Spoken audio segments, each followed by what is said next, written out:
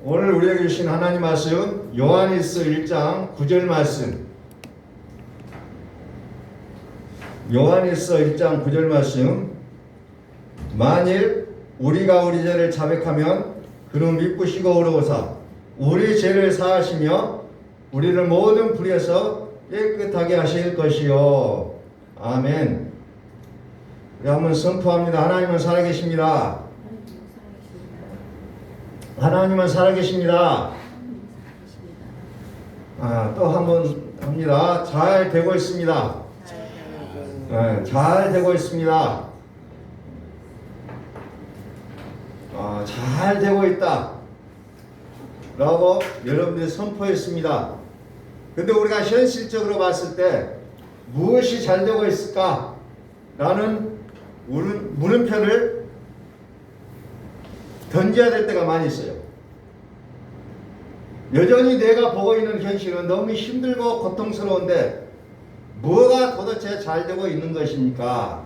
라는 말을 우리는 하게 됩니다. 그러나 우리의 모든 해석과 우리의 관점은 어때요? 되어져야 하는 환경, 그 부분을 우리가 해석하는 것이 아니고 하나님으로 모든 삶을 해석하는 복이 우리에게 있으시길 소망합니다. 하나님으로 해석하자는 거예요. 우리에게 놓여지는 이 환경으로 해석하지 말고 하나님으로 해석하자는 거예요.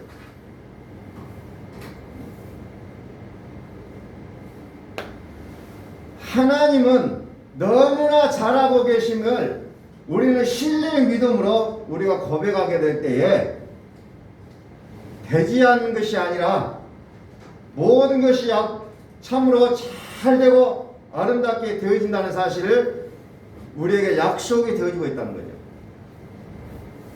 우리는 이 약속을 믿고 바라기 때문에 잘 되고 있습니다라고 고백하는 거예요. 환경이 아닐지라도 지금 우리 가정에 어떤 문제가 생길지라도 여러분들이 하셔야 될 일은 잘 되고 있음을 선포하시라는 겁니다. 환경이 아니라 잘 되게 하시는 하나님을 믿기 때문이라는 거예요.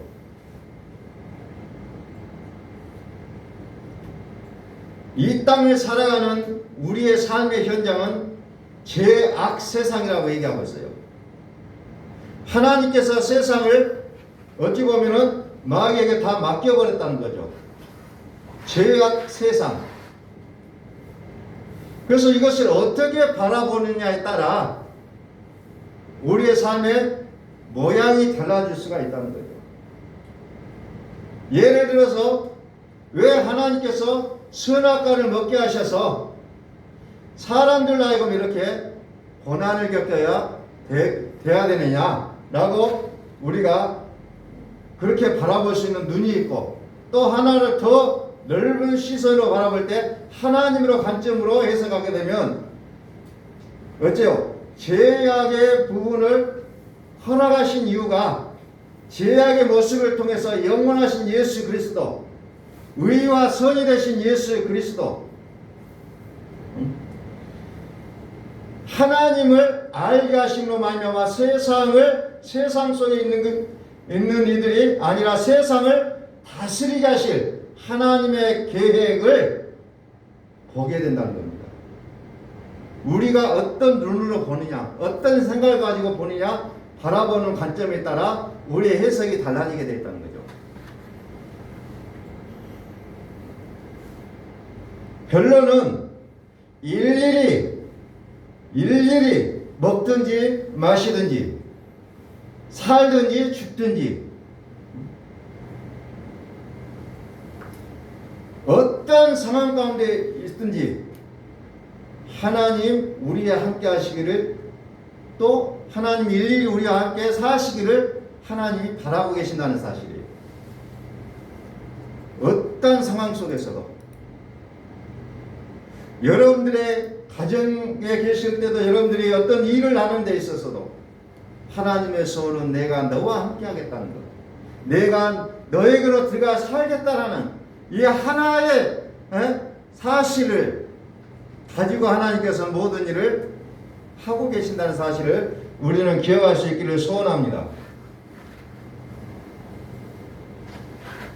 우리가 살아가는 여러 가지 방법들을 우리가 볼 때 우리는 복음이냐 율법이냐가 나눠지는 거죠. 복음은 뭡니까? 하나님이 해 주시는 거죠. 율법은 내가 하는 거예요. 내가 하는 거 0.001%라도 내가 했다면 이게 율법이고 100% 하나님께 행하시는 모습을 우리가 바라보고 있다면 이게 복음이라는 겁니다. 복음과 율법은 그거예요. 내가 하느냐 하나님이 하시느냐. 내가 하고 있으면 율법이요 하나님이 하시고 계시면 그건 복음이었다는 거죠.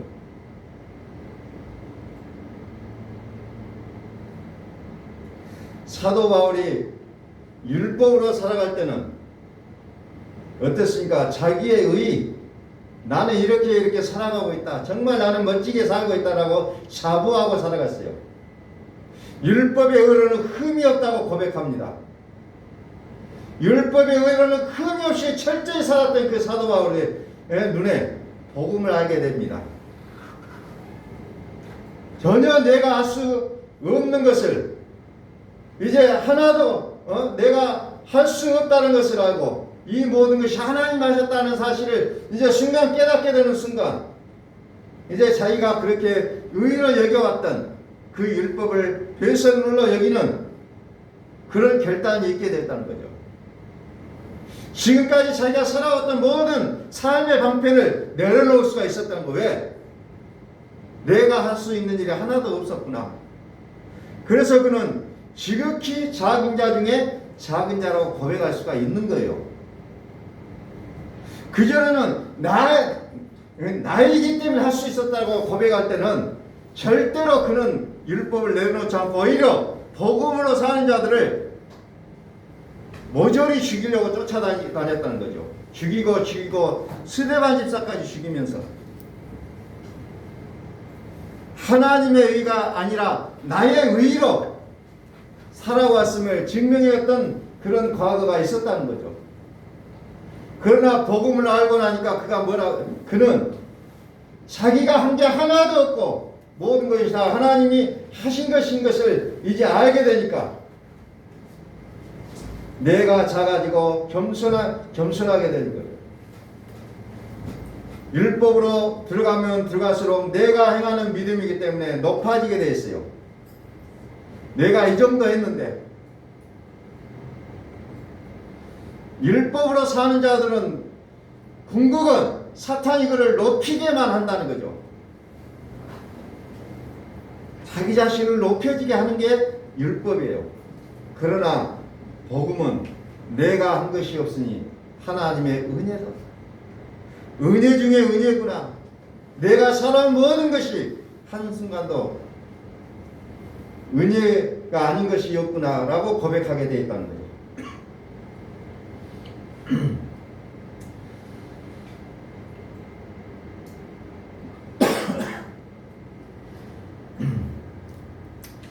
그래서 오늘 우리가 나의 의로 살고자 발버둥 쳤던 것을 우리가 내려놓는 것, 오늘 그것을 회개라고 표현하고 있습니다. 요한일서 1장 9절, 만일 우리가 우리 죄를 자백하면 그랬죠. 자백해야 된다는 거죠. 우리 죄를 자백하라. 저는 미쁘시고 의로우사 우리 죄를 사하시며 우리의 죄가 과연 무엇이냐라는 것을 우리가 깊이 생각해 보셔야 됩니다. 도대체 어떤 죄를 우리가 고백해야 되냐, 자백해야 되냐. 여기 보니까 뭐가 나옵니까? 우리를 모든 불의에서 깨끗하게 하신다. 그래요. 모든 불의에서 우리 죄를 자백하면 미쁘시고 의로우사 우리 죄를 사하시며 우리를 어디에서? 모든 불의에서 자, 이게 모든 불이라는 것이 이 문장에서 굉장히 중요해요. 모든 불의에서 불의라고 얘기하고 있어요. 불의. 불의가 바로 여기에서 말하는 죄라는 거예요. 죄가 뭐냐? 모든 불이다. 그럼 불이라는 게 뭐냐? 하나님께서 우리를 향하여 보시는 죄가 있어요. 하나님께서 다루시는 죄가 있다는 겁니다. 하나님께서 보시는 죄, 하나님 자신으로 하지 않는 모든 것들이 불의라는 거예요. 내가 했다. 사도 바울이 과거에 사울로 살아왔던 그 시절에 내가 했다는 거예요. 그래서 자기가 정해놓은 그 의대로 살지 않는 사람들은 다 쫓아다니면서 죽이고 다녔다는 거죠. 그러나 복음을 알고 난 뒤에 내가 한 것이었고 하나님이 다 하셨다라는 것을 깨달은 순간 자기는 지극히 작은 자 중에 작은 자라고 고백했다는 거죠. 나는 죄인 중에 괴수라고 고백하고 있는 거죠. 왜? 내가 한 일이었거든요. 내가 한 일이 없으니까 내가 누구 앞에 가서 내가 이렇게 잘 살았다고 얘기할 수 없는 자신이 되게 됐다는 거죠. 하나님으로 하지 않는 것이 모든 게 불이라는 거죠. 근데 우리는 지금까지 내가 하지 않은 신앙의 훈련을 해왔다는 겁니다. 내가 해야 돼. 내가 해야 돼. 다시 한번 불의의 뜻을 얘기합니다. 하나님으로 하지 않은 모든 것이 불의라는 거예요. 하나님으로 하지 않는 것. 모든 불의에서 우리를 깨끗하게 하실 것이요. 내가 율법의 의로 여기서 불의는 의롭지 못한 것에 대한 부분을 얘기하지 않습니다. 내가 의롭지 못한 것이 아니라 내가 의롭게 발버둥 쳐왔던 것을 회개하는 거예요. 그걸 내려놓기 전까지는 복음이다라고 얘기할 수가 없다는 거예요. 로마서 1장 9절. 만일 우리가 우리 죄를 자백하면 그는 미쁘시고 의로우사 우리 죄를 사하시며 우리를 모든 불의에서 깨끗하게 하실 것이요. 내가 의롭게 살려고 발버둥 치는 것이 죄였다는 거예요. 아마 여러분들이 들어왔던 내용과는 좀 다를 수도 있어요. 내가 의롭게 살려고 발버둥 친 게 불이라는 거예요. 이게 죄라는 거예요. 도덕을 얘기하는 거 아니에요. 성경을 잡고 도덕으로 우리가 끼워 맞추려고 합니다. 그래야 사람들에게 쉬워요. 그러나 하나님 보시는 관점과는 거리가 멀어지고 있다는 거예요. 내가 의롭게 살려고 발버둥 쳐왔던 것.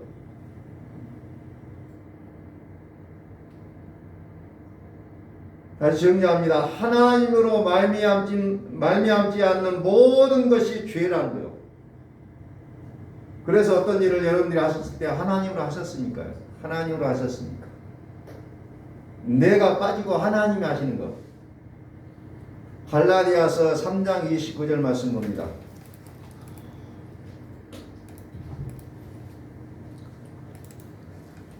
갈라디아서 3장 29절. 너희가 그리스도의 것이면 곧 아브라함의 자손이여 약속대로 유업을 이을자니라 하셨어요. 여기 보니까 유업이라는 게 나옵니다. 유업. 자, 갈라디아서 3장 22절에 뭐가 나옵니까? 모든 것을 지 아래 가둬놨다. 지 아래 가둬놨다.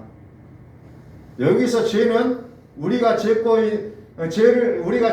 하는 그런 죄를 넘어서 죄를 짓는 자마다 마귀에게 속하나니 그랬어요. 죄를 짓는 자마다 마귀에게 속하나니. 요한에서 3장 8절.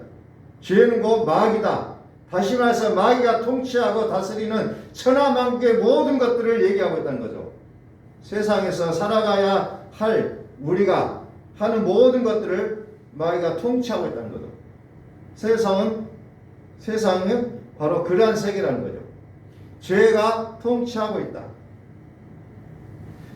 그 죄가 가지고 있는 모든 것을 예수 그리스도를 믿음으로 말미암는 약속을 믿는 자들에게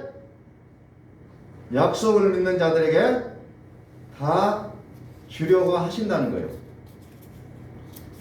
세상을 이기게 하신, 그래서 진자는 이긴 자의 종이 된다라는 것이 상식입니다. 진자는 이긴 자의 종이 됩니다. 갈라디아 3장 29절 그리스도를 가진 자는 바로 약속을 가진 자다. 그리스도를 가진 자가 약속을 가진 자라는 거죠.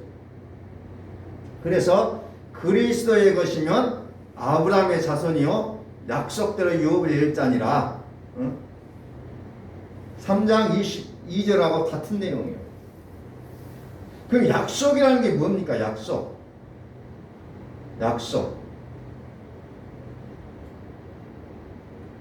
자, 여러분들은 그리스도를 어디에 가져야 된다고 했어요? 그리스도는 마음에 가져야 된다고 했죠. 너희 안에 이 마음을 품으라 곧 그리스도 예수의 마음이니. 그리스도는 살으시는 하나님의 마음, 하나님의 영, 우리 속에 그것을 가지시라는 거예요. 그래서 그리스도를 가진 자면 고린도후서 5장 17절에 뭐라고 얘기합니까? 그리스도를 가진 자면 그런즉 누구든지 누구를 막론하고 그리스도를 가진 자는 그리스도 안에 있으면 새로운 피조물이라. 새 생명의 모습으로, 새로운 모습으로 우리가 지음받은 자의 모습이라고 설명을 해주고 있어요.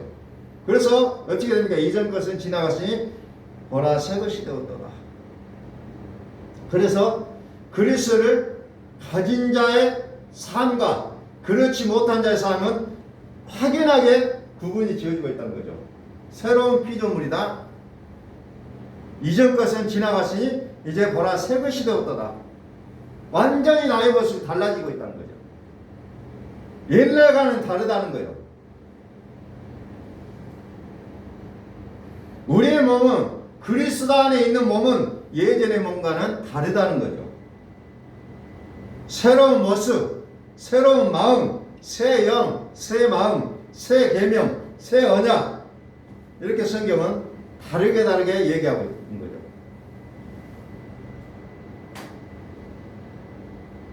그래서 우리를 거듭났다라고 얘기합니다. 거듭났다. 그리스도가 우리 마음에 갖게 되어진다면 이것이 성경에 그렇게 약속되었던 하나님, 영적인 가나안 땅이 이루어진다는 거죠. 성경은 그것을 뭐라고 옛날 것을 본토라고 얘기했죠. 본토. 흙. 너의 근본된 토지. 그래서 그리스도가 약속인데 이 약속을 가진 이 마음이 바로 약속의 땅, 가나안 땅이 된다는 거죠. 가나안 땅의 본질적인 깊은 우리 마음의 깊은 속에는 너희는 너희 아비 마귀에서 났다라는 그 영적인 본질적인 그런 DNA가 있었다는 거 원래가. 근데 이것을 기경한다고 그러죠. 갈아엎는다고요. 그것을 그 DNA를 뿌리째 뽑아내는 거예요. 어떻게? 그리스도를 통하여서 가능하다는 거죠. 그리스도. 그 사람이 아무리 예수님을 잘 믿고 가진 능력과 기적과 표적과 이런 부분이 분량이 많다고 할지라도 이 본질적인 속 사람의 깊은 곳에 이 마음의 땅이 기경이 되지 아니하면 겉에 양의 옷을 입었지만 속에는 여전히 양의 마음이 아니라 노략질하는 이리의 마음이 들었다는 거죠. 그래서 겉사람은 예수를 믿는데 속사람이 악이 들어있다는 거죠. 성경은 그것을 분명하게 얘기를 하고 있습니다. 겉은 예수를 믿어요. 그래서 속은 믿지를 않는다는 거죠.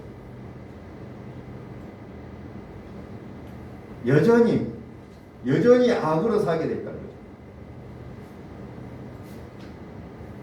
그래서 많은 기적과 표적과 이적과 이런 것들을 행하고 다니지라도 속이 일이라는 거예요.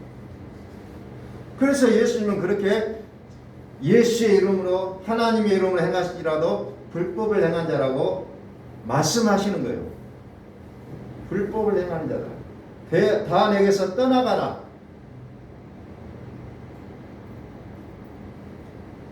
그래서 속사람의 구원이 있지 아니하면 그 구원은 완전치가 않다는 거예요. 그래서 약속의 영을 받으라는 거예요. 약속의 영. 그리스도. 그리스도를 통해서 하나님은 모든 것을 행하시겠다고 약속하신 거예요. 그리스도. 그리스도는 살아계신 하나님이에요. 여러 가지 이제 그리스도 얘기하면 좀 혼돈되는 부분도 있는데 간단하게 얘기하면 살아계신 하나님이에요. 내 안에 오셔서 살아계신 하나님. 그분을 우리는 그리스도라고 얘기하고 있죠. 그리스도. 이걸 젖과 꿀이 흐르는 가나안 땅과 우리가 비교해서 설명할 수가 있어요. 10명의 가나안 정탐꾼들이 각 지파별로 한 명씩 뽑혀갖고 들어가요. 근데 현실은 그래요. 맞아요. 그들이 말하는 보고가 그들은 맞아요. 그들은 장대하다. 힘이 좋다. 포도도 크다. 그러나 우리는 그들을 이길 수가 없다. 그게 객관적인 사실이요. 그러나 여호수아와 갈렙은 어때요? 그건 사실이지만은 하나님이 우리와 함께 하시면 그들은 우리의 밥이라고 고백하는 거예요. 우리의 밥이 될 수 있는 건 뭡니까? 하나님이 우리와 함께 하시면이에요. 임마누엘, 그리스도. 그래서 믿음의 사람이 세상을 담대하게 살아갈 수 있는 이유가 뭐냐면은 하나님이 우리와 함께 하신다는 거예요. 그리스도가 우리 안에 계신다는 거예요. 그러기 때문에 두려움이 없는 겁니다. 보는 건 다 똑같아요. 누가 와도 현실은 똑같아요. 그러나 그리스도가 계신 자는 두려워하지 않는다는 거죠. 왜?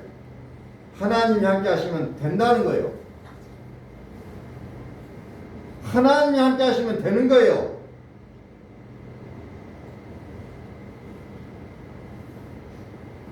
하나님이 함께 하시면 된다는 거죠.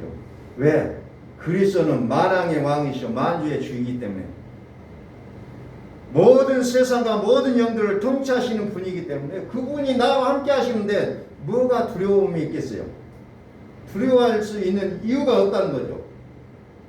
그래서 그리스도의 모습을 가진 자는 이제 유업을 갖게 된다는 거죠. 우리 다시 한번 선포합니다. 잘 되고 있습니다. 잘 되고 있습니다.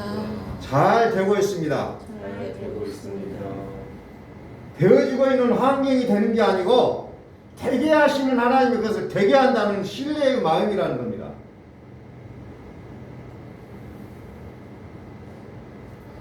하나님이 된다고 하는데 그걸 믿지를 못하기 때문에 우리는 환경을 보고 두려워요. 안 되는데. 그래서 우리는 끊임없이 되게 하시는 하나님을 붙잡는 연습을 하는 거예요. 날마다.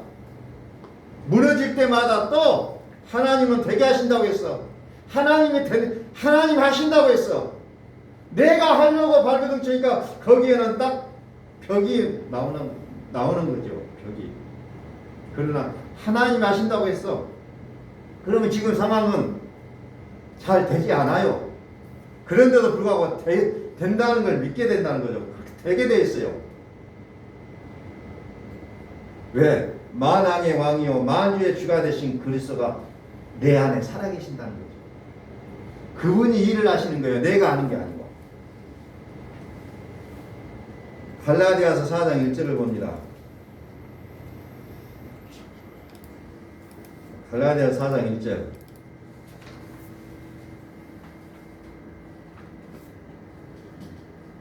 내가 또 말하노니 유업을 이을 자가 모든 것의 주인이나 어렸을 동안에는 종과 다름이 없어서 그러죠. 유업을 이을 자라는 건 확실해요. 그 사람이 주인이에요. 주인. 여러분들이 유업을 이을 자라고 여러분들 확신한다면 여러분들이 주인공이라는 거죠. 여러분들이 주인공이에요. 그런데 문제가 뭡니까? 어렸을 동안에는 종과 다름이 없다. 어렸을 때. 어렸을 때는 종과 다름이 없다.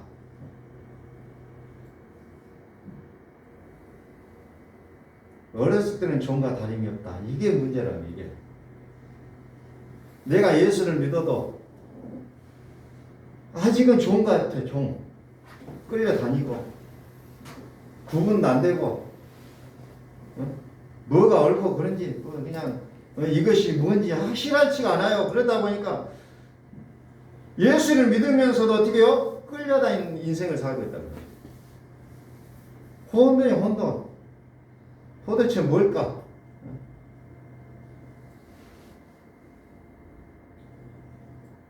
뭘까? 우리는 그 혼돈 속에 살아가고 있다는 거죠. 자, 약속의 땅.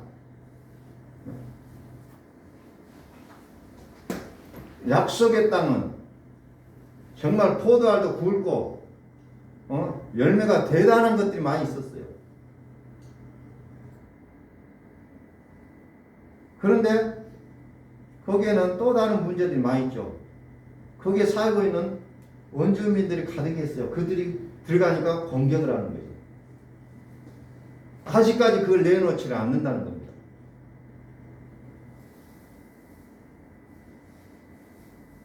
그래서 우리의 삶이 여전히 어떤 때는 미움이 나오고 염려, 근심, 걱정이 나오고 우겨싸움을 당하기도 하고 이런 여러 가지 정신적인 혼돈과 스트레스, 분노 이런 것이 끊어지지가 않는 모습으로 나오고 있다는 거죠. 그 땅에서 약속을 그리스도를 갖게 되면 그 마음은 더 이상 광야의 땅이 아니라 가나안의 땅이 될 수가 있는데 여전히 광야라는 거죠. 여전히 약속의 땅에 들어선 것 같은데 여전히 광야예요. 여전히.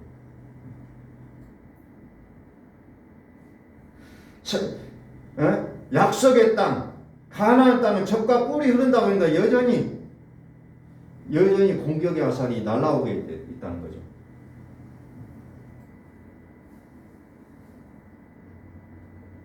아직 네가 어리다는 거죠. 어리다. 그래서 붙여놓은 게 뭡니까? 몽학선생이라고 얘기하죠. 몽학선생. 몽학선생, 초등교사. 가정교사. 딱 붙여놔요. 어리니까. 그래서 그가 시키는 대로 하는 거죠. 어렸을 때 그가 시킨 대로 해야 돼요. 나는 주인이야. 그리고 큰 소리 쳐봐야 안 돼요. 어렸을 때는. 딱 붙어서 교육을 받아야 됩니다. 시키는 대로 해야 돼요. 이게 가정교사였어. 가정교사. 가정교사가 뭐냐? 율법이라는 거예요. 율법이. 내가 성장하기까지는 율법이 우리를 지켜주는 거예요. 그래서 율법 요구한 대로 우리가 살아가는 거예요. 어린 나이에 나는 자유롭고 싶다. 나는 간섭받기 싫다고 자유를 선해버리면 어떻게 해요? 살아갈 수가 없는 거예요. 살 수가 없는 겁니다. 그래서 장성하면 갈라디아서 5장 22절 성령의 열매가 쭉 나오죠. 사랑과 희락과 합평과 오래 참음과 자비와 양선과 쭉 나와요. 이게 장성함의 열매가 그냥 나타나는 거예요.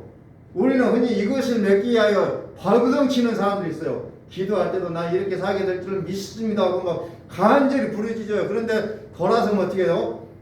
하나도 생각 안 나요. 돌아서면 끝나요. 기도는 기도고 나는 나예요. 왜? 성령의 열매는 내가 맺는 것이 아니에요. 성령의 열매 말 그대로 성령의 열매라는 거죠. 맺혀지게 되는 거예요. 내가 맺는 게 아니고. 이번에 이것을 자꾸 율법으로 해석하면 내가 해야 될 걸로 추구합니다. 누가 성령의 열매를 맺고 삽니까? 툭하면 슬퍼지고 툭하면 우울해지고 툭하면 좌절되고 툭하면 그러는데 무슨 성령의 열매를 내가 맺는다고 자꾸 주장하는 거예요. 주장할 수가 없는.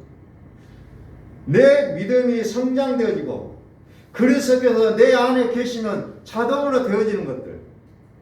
자동으로 되어지는 것들. 그래서 복음은 내가 하는 것이 아니고 하나님이 하시는 거예요.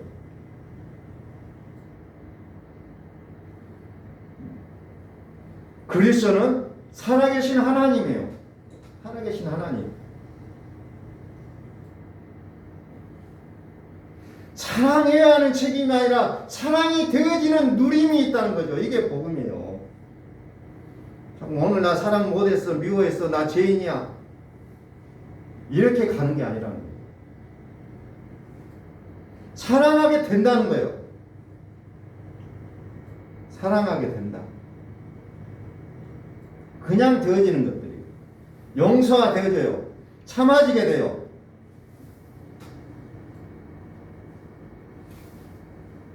그런데 우리는 참아지는 것이 아니라 폭발이에요. 폭발. 왜?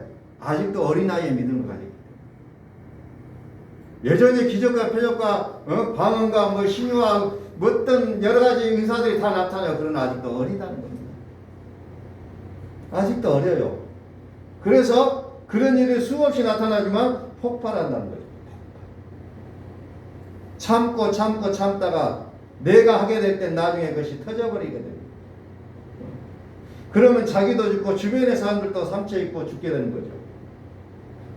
그것을 내가 하려고 했기 때문에 광야에서는 절대로 나오지 않는 일들이 내 마음의 땅이 애굽의 땅이냐 아니면 내 마음의 땅이 광야의 땅이냐 아니면 내 마음이 약속에 가는 땅이냐.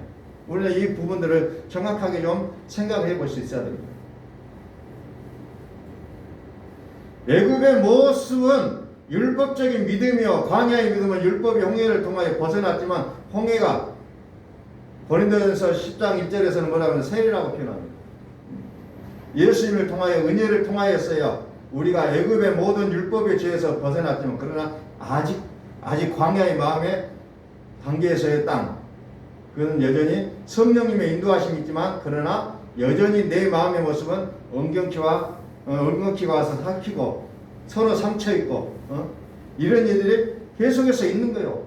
광야에서 여전히 성령의 인도함을 받아요. 그러나 젖과 꿀이 흐르는 가나안과는 완전히 다르다는 겁니다. 완전히 달라요.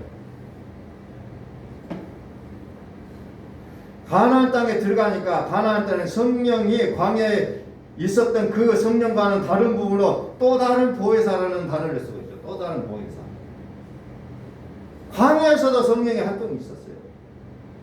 그러나 요한복음 14장 15절, 16절, 17절에 보니까 또 다른 보혜사 성령님 이것을 이제 예수님께서는 말씀하시는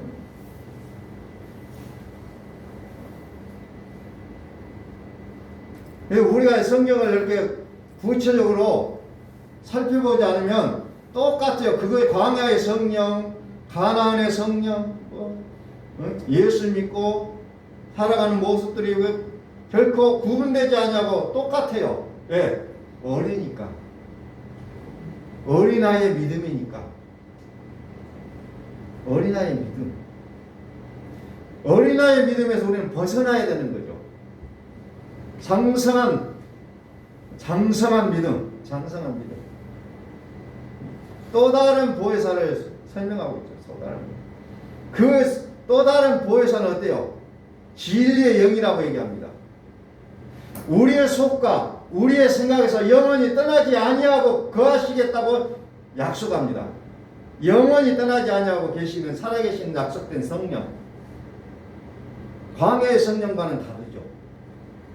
그건 달라요. 광야의 성령은 오시기도 하고 떠나시기도 해요. 그러나 또 다른 보혜사 성령, 약속된 성령은 영원히 떠나지 아니하시고 우리 함께 살겠다고 약속하는 겁니다. 달라요. 그래서 고린도전서 12장에 성령님은 13장에 보면 예언도 피하고 방언도 피하고 그 피하여지는 계속해서 피하여진다고 얘기합니다. 피하여진다. 12장의 성령과 13장의 사랑 이것을 성령으로 얘기할 수 있죠. 다르다는 거예요. 달라요. 13장에 성령은 우리 속에 영원히 거하시겠다는 거. 12장의 성령은 펴야 된다는 거예요. 펴야 돼.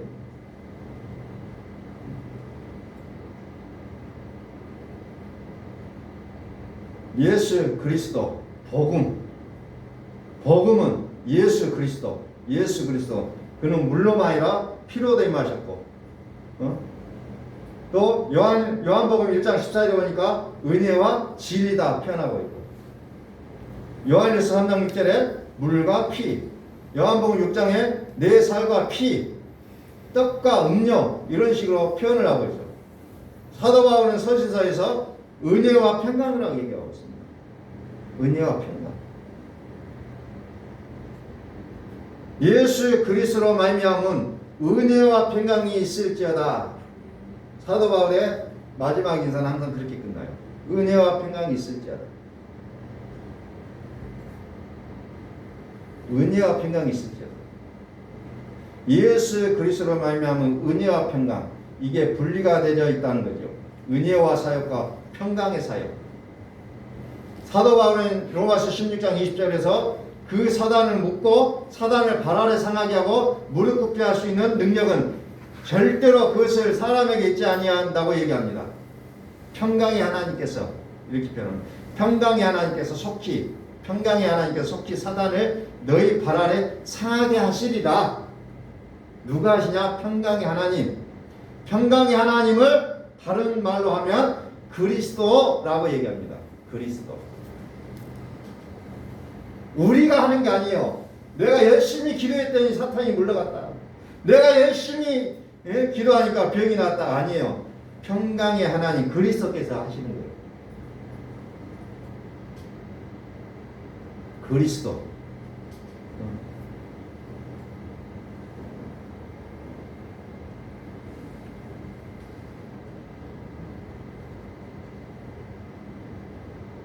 그래서 우리가 광야의 단계에서도 여전히 인도받았던 그 성령, 어떤 환경, 이런 것들에 대한 역사, 어떤 체험, 성령의 인도, 능력 이런 부분들이 여전히 있죠. 광야에서.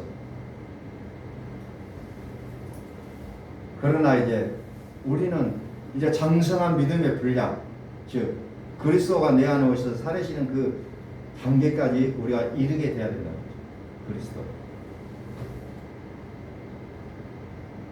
그리스도.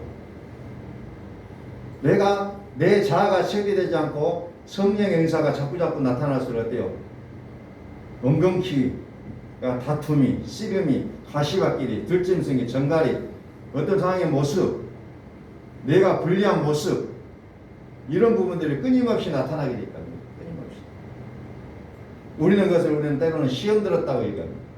시험이 든 게 아니라 나의 욕심이죠. 모든 게. 계속해서 그런 일이 있어요. 광야에서의 성령의 역사는. 다시 율법과 복음을 다시 한번 정해. 율법은 내가 해야 될 모든 것을 내가 일일이 책임지고 내가 해야 하는 거라는 거죠. 내가 하는 것. 율법의 한계는 의로우면 의로울수록 내가